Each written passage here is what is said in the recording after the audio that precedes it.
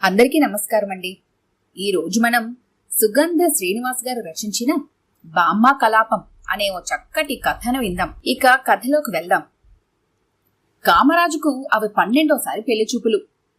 ఇల్లేం ఆర్భాటంగా కనబట్టం లేదు గాని కించిత్తు విచారంగానే ఉంది. కారణాలేంటని అడిగితే జరిగిన 10 పెళ్లి చూపుల్లోనూ పిల్ల మనోడ్ని నచ్చి చావలేదు. సామాన్యుడా మన కామరాజు. 11వ పిల్ల తనను నచ్చినా ఆయన నచ్చలేదని ఖరాఖండిగా కక్కేశాడు. ఇక్కడో ముఖ్య విషయం ఏమిటంటే పిల్ల బాగానే ఉన్నా ఒక్కసారైనా నేను ముఖం తిప్పకపోతే మన ప్రెస్టీజ్ ఏం కాను అనుకుని పాపం ఆ రకంగా 12వ విడత పెళ్లి చూపులకు ప్రమోట్ అయ్యాడు. కామరాజుని ఆ పేరు ఎందుకు పెట్టిందో బామ్మ. ఆ పేరు చెప్పగానే పిల్ల జడుచుకుంటోంది. ఏ పెళ్లి చూపులైనా కాబోయే పెళ్లి కొడుక్కి పెళ్లి కూతురికి అవుతాయి గాని మన కారాకు మాత్రం అపార్థం చేసుకోకండి. కారా అంటే కామరాజే. తనకు మాత్రం వాళ్ళ బామ్మ బంగారమ్మకు పెళ్లి కూతురికి జరుగుతున్నాయి. అదేంటి అని అడిగితే మీరడగవచ్చు గాని కారా అడగలేడే. వాళ్ళ నాన్నేమో అమ్మ కొడుకు, కారానేమో నాన్న కొడుకు. ఇదన్నమాట సంగతి. బామ్మకు కామరాజంటే దారుణమైన ప్రేమ. చిన్నప్పటి నుండి బామ్మ నీడలో పెరిగి ఇప్పుడు దూరంగా పోతానంటే ముసల్ది ఓ పట్టాన వదలడం లేదు. ఏళ్లు 25 దాటిపోతున్నాయి. అందులో 5వ వంతు వయసు పిల్లాడ్లా చూస్తుంది. చెప్పకుండా సినిమాకు కూడా వెళ్ళనీదు. ఆఖరికి వద్దులేండి, ఇక చెప్పకూడదు. మన కారా పాపం ఫీల్ అయిపోతాడు. వెర్రి బాగులోడు, అంతా తాత పోలికే. ఇది బంగారమ్మ రొటీన్ డైలాగ్. ఎక్కడ అనకూడదని కోరుకుంటాడో అక్కడే పేల్చుతుంది. 7వ విడత పెళ్లి చూపులనుకుంటా. పిల్ల మన కారా నచ్చాడు అని చెప్పడానికి తల ఊపేంతలో మా సన్నాసి ఒట్టి పిరిగ్గొడ్డు. బల్లి మీద పడితే జడుచుకొని వారం దాకా మంచం దిగలేదు అంది. అదంత అవసరమా అన్నట్లు చూశాడు. పిల్ల తలను నిలువునా ఊపుతాననుకుంది మొదట. అరక్షణంలో తేడా వచ్చేసింది. అడ్డంగా ఊపింది. ఊపడమే కాదు, ఎంత మాటంది కామరాజును. చెప్పకూడదని చెప్పడం లేదు గాని చెమట అంది. ఒక్క కారాకే వినపడేటట్లు. కళ్ళు 2 ఇచ్చి దేవుడు అన్యాయం చేశాడు. ఎన్ని కన్నీళ్లు ఉబ్బికి వచ్చాయో కామరాజుకు పాపం. ఏడుద్దామంటే కళ్ళు అందరికీ కనపడేటట్లు ఎదురుగానే ఉన్నాయని ఏడవలేదు. ఇంటికొచ్చాక ఏడిస్తే బామ్మ కంట్లో పడితే ఈ విషయం మరెక్కడైనా చెప్పి చస్తుందని ఆపుకున్నాడు. మరి ఇప్పుడేమో ఇల్లంతా కలియ తిరుగుతున్నాడు. బాత్రూంలో ఏదో మర్చిపోయినట్లు మాటి మాటికి వెళ్లి వస్తున్నాడు. గోళ్లు కొరికి కొరికి చివరికి వేళ్లు కూడా కొరుక్కుంటున్నాడు. బామ్మ అనుకుంది, సన్నాసకి ఇంత ఎక్స్పీరియన్స్ వచ్చినా ఎందుకో ఇంకా ఈ టెన్షన్ అని. అవునటే బామ్మ, నువ్వు ఎలాగూ ఎండకు తట్టుకోలేవు కదా, ఎందుకు నువ్వు రావటం? పాపం నీ ఆరోగ్యం బావుండాలి కదే అన్నాడు కామరాజు. ఉద్దేశం వేరే ఉందని మనకు తెలుస్తుంది కదా. అలాగంటే ఎలారా? నీ పెళ్ళాం ఎలా ఉండాలో నిర్ణయించాలి కదరా. ఎర్రగా బుర్రగా ఉండగానే సరిపోతుందా? ఆడవాళ్ల సంగతి ఆడాళ్లకు తెలుసు. సరేలే గాని నీకెంత ప్రేమరా నేనంటే. మీ తాతయ్య కూడా ఇలానే అంటూ ఫ్లాష్ బ్యాక్ ఫ్రంట్కు తెచ్చింది. కామరాజు గొంతుకి పచ్చి గుమ్మడికాయ అడ్డమొచ్చింది. కాకరకాయ పంటి కింద పడ్డది. కళ్లల్లో పచ్చిమిరపకాయలు పడే టైంకి వరండాలోకి వచ్చి నిలబడ్డాడు పాపం. ఛీ, ఎదో బతుకు. ఏ సరదా లేదు, సర్కిలు లేదు. పెళ్లి చూపులకి ఈ ముసల్దెందుకు? ప్రతిసారి ఏదో ఒక బాంబు పేల్చి ఏడిపిస్తోంది.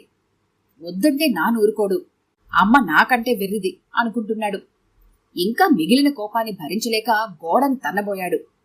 అమ్మో, తాకేది నాకే అనుకుని, అయినా నాన్నకుండాలి బుద్ధి. ఇంకా పాత చింతకాయ పచ్చడికి వంత పాడుతూ ఉంటున్నాడు. కాలం మారింది, రోజులు మారాయి. నా తలరాతే మారడం లేదు అనుకుంటున్న మన కామరాజు ఒక్కగానొక్క గుండె పొగలు గొక్కుతున్న రైలింజన్లా బుస్ బుస్ అంటోంది. కాముడు, దేవుడికి దండం పెట్టుకోరా అంటూ బామ్మ ఉచిత సలహా ఇచ్చింది.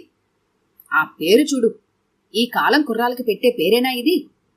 కా బదులు రా ఉన్నా బావుండును, డీసెంట్గానైనా ఉండేది. ఎంత తాతయ్య పేరైతే మాత్రం ఇలా కసి తీర్చుకోవడమేనా అనుకుంటూ వెళ్ళాడు. వెళ్ళినవాడు ఏ దేవుడికి దండం పెట్టుకోవాలో అర్థం కాక అలానే నిలబడ్డాడు. గది నిండా పటాలే మరి. ఒకరివి కూడా కాదు, A to Z అందరూ దేవుళ్ళని గదిలో బంధించేశారు. గత ఫెయిల్యూర్స్ కి కారణమైన దేవుళ్ళని వేరు చేసి లేటెస్ట్ గాడ్స్ ని సెలెక్ట్ చేయాలిగా. అందుకని చివరకు నిర్ణయానికొచ్చి ఒకరికి మొక్కి బయటికి వచ్చేశాడు. ఎవరికి మొక్కేవరా? చాలాసేపు అలానే ఉండిపోయావు. దేవుడంటే నీకెంత భక్తిరా? మీ తాతయ్య కూడా సేమ్ క్యాసెట్. అది భరించలేక ఆంజనేయుడికి అన్నాడు. క్యాసెట్ ఆగిపోయింది. అదేంట్రా, బ్రహ్మచారి ఎక్కడైనా పెళ్లిళ్ళు జరిపిస్తాడట్రా? ఏ వెంకటేశ్వర స్వామికో శివునికో మొక్కుకోవాలి గాని నోటిపై వేళ్లేసుకొని అంటోంది. బామ్మ, వాళ్ళంతా పాతవాళ్లే, వాళ్లతో పని కాదని ఈ కొత్త దేవుని పట్టుకున్నా కాస్త గట్టిగా అన్నాడు. ఏ మొక్కడమో అంటూ దీర్ఘాలు ఆపకుండా తీస్తోంది. కామరాజు పంటి కింద గులకరాలు పడ్డట్లు చప్పుడు మొదలైంది. ఆ అమ్మాయి పేరేంటి? మొదటి ప్రశ్న. శశిరేఖ అంది పెళ్లి కూతురు పొదుపుగా. అంటే వెన్నెల వెలుతురన్నమాట. ఒరే కాముడు, నీ పేరుకు భలే జోడీరా అంది బోసు నోటితో నవ్వుతూ. ఛ, రాజు అని ముద్దుగా పిలవచ్చు కదా. విడబడకుండా అని ముఖం నవ్వుతున్నట్లు సాగదీశాడు. రకరకాల టెస్ట్లు వన్డేలు ఆడించింది. కాపురం చేసేవాడికి కూడా అవసరం లేనివి అడిగి తెలుసుకుంది. కొన్ని చెప్పేటప్పుడు పాపం పిల్ల సిగ్గుతో చచ్చి బ్రతికింది. ఇక అన్నీ పూర్తయ్యాక మురిపెంగా మనవడిని చూస్తూ, ఆ అమ్మాయి నచ్చిందిరా కాముడు అంది తనే చేసుకోబోతున్నట్లు. నిజంగానే అమ్మాయి నచ్చింది కామరాజుకు. కాని ఒకటే దిగులు, లోలోన గుబులు. చూస్తే మంచి తెలివైనదిగా కనబడుతోంది. తనను మెచ్చుతుందో లేదోనని. తలెత్తి చూడలేదని చెప్పలేడు కాని చూసింది. ఒక్క చూపుతో అంతా పసిగట్టి రాబట్టే రకం చూపది. పెళ్లికొడుకేం మాట్లాడడా అంది ఓ పిల్ల కుంక. శశిరేఖ స్నేహితురాలేమో. గొంతు పూడుకొని పోయింది. నాలుగు పెడచి చుట్టుకుపోయింది. వెర్రిగా ఒక్క నవ్వు నవ్వి ఊరుకున్నాడు కామరాజు. బామ్మాయి కడిగేసింది, ఆరేసింది. ఇంకేం మిగిలింది? ఇస్త్రీ చేయడం తప్ప. మరది తనకు రాదే అనుకున్నాడు కామరాజు. ఇంట్లో ఒకగానొక్క సంతానం. ఎవరింటికి పోనీక, ఏ గడప తొక్కనీక. బామ్మ పుణ్యమా అని పెరిగాడు. ఆడపిల్లలంటే 10 ఏళ్లకే చెమటలు పట్టేవి. వాళ్ళు మనుషులు కాకుండా మరెవరో అయినట్లు. ఇక కాలేజీలో రోజూ గండమే. ఎవరైనా పలకరించినా తలతిప్పి చూసేవాడు కాదు. ఓసారి ఒక గడుసు పిల్ల ప్రేమలేఖ రాసింది. నీ సిన్సియారిటీ నాకు బాగా నచ్చింది. నీలాంటోడికి భారీగా ఉంటే బావుంటుందని మా అమ్మమ్మ చెప్పింది. నువ్వు ఓకే అంటే నా లవర్కి టాటా చెప్పేసొస్తా అని. ఇది చదివి కామరాజు కాలేజీ మానేయాలి అనుకున్నాడు. కాని జీవితం అన్నాక ఇలాంటి అవమానాలు, ఆటుపోట్లు అతి సహజమని భావించి ముందుకు సాగిపోయాడు. కట్నకానుకలు, ముడుపులు గట్రా బేరసారాలు చేస్తున్నారు. సంతకి గేదెని తీసుకొచ్చి బేరం పెడుతుంటే ఆ గేదె ఏం పట్టించుకోకుండా నెమరు వేసుకుంటున్నట్లు కాకుండా కామరాజు చాలా ఫీల్ అయ్యాడు. నా ప్రమేయం లేకుండా నా రేటు ఫిక్స్ చేస్తున్నారు అని. చెప్పడానికి అమ్మాయి తడబడుతోంది. కాస్త టైమిస్తే ఉత్తరం ఒక రాస్తుందట అంటూ కారాకు కాబోయే అత్తగారు వచ్చి చెప్పింది. అబ్బాయి తరపు వాళ్ళ కదా ఈ డైలాగ్ చెప్పాల్సింది అనుకుంటూ బామ్మ వైపు చూశాడు. బామ్మ స్థిరచిత్తంతో, దృఢ సంకల్పంతోనే వచ్చింది కదా. ఉత్తరం ఎందుకే తల్లి, ఉండడానికి మాకేం మొహమాటం లేదు. రేపు ఉదయం వరకు ఉంటాం.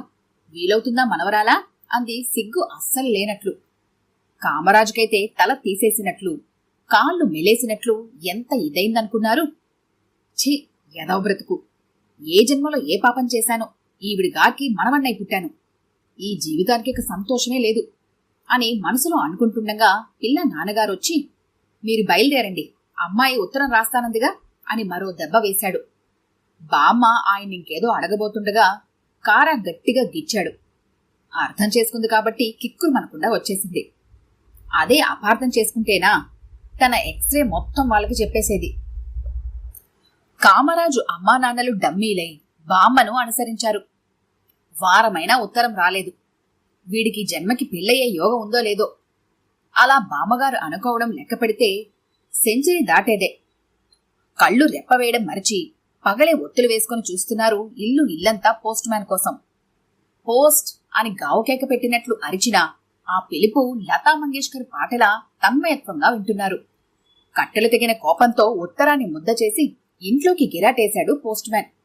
అది నేరుగా వెళ్లి కారా ముఖాన్ని ముద్దాడింది. భయంతో మాట మరచిపోయాడు. కాసేపటికి తేరుకుని ఉత్తరాన్ని వణుకుతున్న చేతులతో విప్పి చదువుతున్నాడు. రాజు, మనిషి పుట్టినప్పుడు అమ్మ ఒడిలో ఆడుకుంటాడు. కొన్నాళ్లకి నాన్న వేలు పట్టుకుని నడుస్తాడు. అలాగని జీవితాంతం అలానే ఉంటానంటే ఎలా? వయసు, దాంతోపాటు శరీరం మారుతున్నప్పుడు ప్రవర్తనలో ఎందుకు మార్పు రాలేదు? ఇది మిమ్మల్ని ఉద్దేశించే. మీ గూర్చి నా ఫ్రెండ్ చెప్పింది. 25 సంవత్సరాల నెత్తిన పెట్టుకుని ఒక సొంత అభిప్రాయం లేకుండా స్వయం నిర్ణయం తీసుకోకుండా ఎలా పెరిగారు? సరే, పెంచే వాళ్లకు తెలీదు. మీరన్నా లోకంలో వస్తున్న మార్పులు పరిశీలించవచ్చు కదా. ఇంకా పాతతరం మాటలెందుకు? మీకు తెలిసే ఉంటుంది, పూర్వం నాణాలు అనాలు ఉండేవట. మరిప్పుడు అవి ఎందుకు చెల్లడం లేదు? అవి డబ్బే కదా. ఒకప్పుడున్న ప్రతి ఆచారం ఆనవాయితీ ఇప్పుడు అవసరం లేదు. కాలం మారింది, మారుతూనే ఉంటుంది. మనం మారకుండా ఉంటే ఎప్పుడో ఒకసారి ముంచేస్తుంది. నిజం చెప్పాలంటే మీ అమాయకత్వం నాకు నచ్చింది. పాపం వచ్చే పిల్ల గడుసుదైతే మిమ్మల్ని కొనకొంగుకు ముడేసుకొని తొక్కుడు బిల్ల ఆడుకుంటుంది. ఏంటి ఇలా బాదుతోంది? నచ్చానా లేదా చెప్పకుండా దుమ్ము దుమారం లేపుతుంది అని పక్కనే నిలబడి చూస్తున్న ఫ్యామిలీ మెంబర్స్ ని పరిశీలనగా చూశాడు. వాళ్ళు చూసేది నన్నే అని నిశ్చయించుకున్నాక ఫేస్ ఫీలింగ్స్ మార్చి మళ్లీ ఉత్తరంలో దూర్చాడు. మీ బామ్మకు గౌరవం ఇవ్వద్దని, మాట వినొద్దనిగాని చెప్పడం లేదు. చెప్పాగా, ఎవరి కాలంలో వాళ్ళుండాలి. మనిషికి సొంత అభిప్రాయాలు అవసరం. రేపు మీకు భార్యగా వచ్చాక ఇతరులపైన ఆధారపడితే ఏ ఆడది సహించదు. సొంతంగా తింటున్నప్పుడు సొంతంగా ఎందుకు ఆలోచించకూడదు? ఎవరని చెప్పినా వినాలి, కానీ నిర్ణయం మాత్రం మనమే తీసుకోవాలి. బాధపడుతున్నారా? మార్పు వచ్చేటప్పుడు బాధ సహజం. మీరు మారారని నిరూపించుకోవడానికి మీరొక్కరే నేనుండే లేడీస్ హాస్టల్కి రండి. అట్నుంచి ఇద్దరం కలిసి సినిమాకెళ్దాం. రాత్రి డిన్నర్ మా ఇంట్లోనే. ఇంత చెప్పినా ఇంకా అర్థం కాలేదా? మీరు నాకు నచ్చారు, సరేనా? మర్చిపోకుండా ఈ ఉత్తరం మీ ఇంట్లో వాళ్ళందరి చేత చదివించండి. మార్పు మీలోనే కాదు, వారిలోని రావాలి కదా. మరిక ఉండనా? మీ కాబోయే శ్రీమతి శశిరేఖ. మొత్తం చదివాడు. కళ్ళు నిజంగా తెరుచుకున్నట్లు వింతగా చూస్తున్నాడు. ఎవర్రాశారా? ఆ పిల్లేనా? ఏది ఇటివ్వు అంటూ బామ్మ తీసుకుని తన కొడుక్కిచ్చింది చదవమని. కొంపలో డైనమేట్లో డిటోనేటర్లో పేలుతాయి అనుకుని చెవులు మూసుకోవడానికి సిద్ధంగా ఉన్నాడు కామరాజు. దగ్గరకొస్తున్న బామ్మవైపు భయంగా చూస్తూ నిలబడ్డాడు.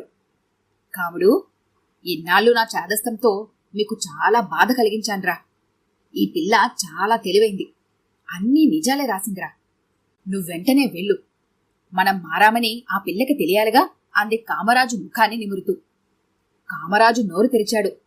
ఏదో అరవబోయంతలో శశిరేఖకు వినబడుతుందేమోనని ఆగి చిన్న విజల్ వేస్తూ గడప దాటాడు స్టైల్గా. ఈ కథ గనుక మీకు నచ్చినట్లయితే లైక్ చేయండి, షేర్ చేయండి. మరిన్ని ఇంట్రెస్టింగ్ కథల కోసం మా ఛానల్ని తప్పకుండా సబ్స్క్రైబ్ చేసుకోండి.